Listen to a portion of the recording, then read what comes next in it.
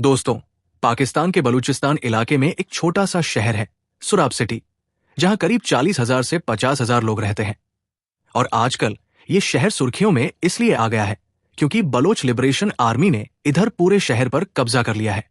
आप देख सकते हो ये तस्वीरें, ये वही शहर है सुराब। और बताया जा रहा है कि पाकिस्तान सरकार की आर्मी ने यहां अपना नियंत्रण खो दिया है।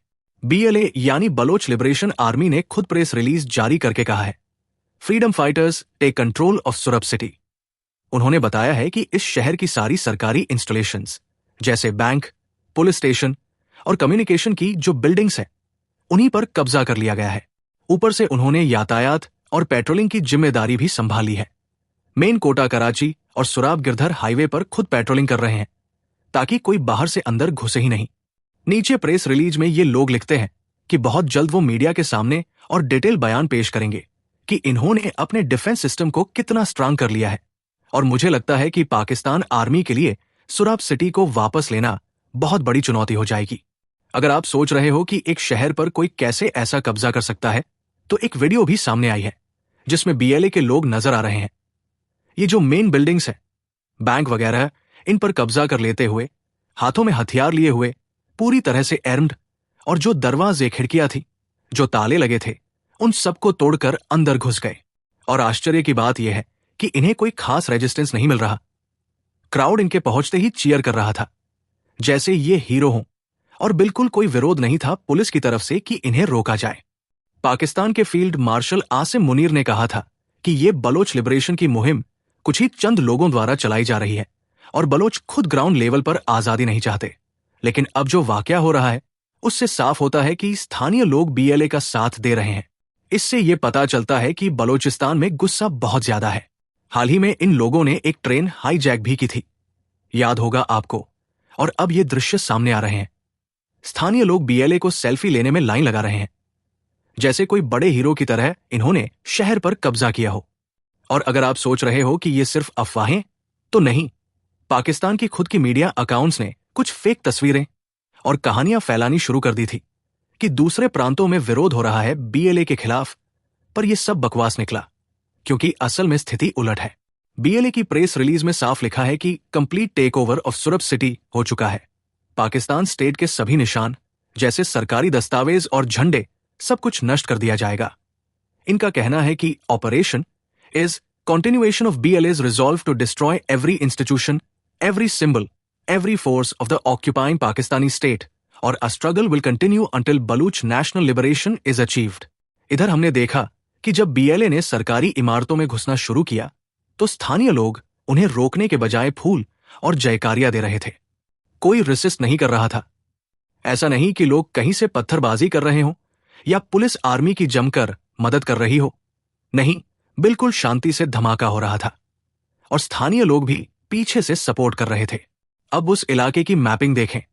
बलूचिस्तान पाकिस्तान का सबसे बड़ा प्रांत है, लेकिन आबादी मात्र 5 से 7% वहां रहती है और अधिकतर इलाके में गरीबी है।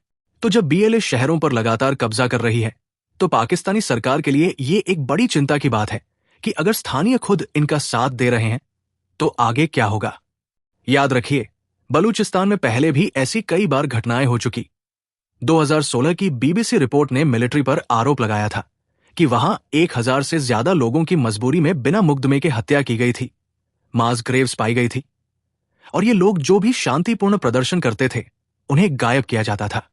तो इस बार जब BLA सुराब सिटी को इस तरीके से अपने कब्जे में ले रही है, तो लोकल सपोर्ट साफ दिखाता है कि अब लोग डरते नहीं, बल्कि खुलकर BLA के साथ है।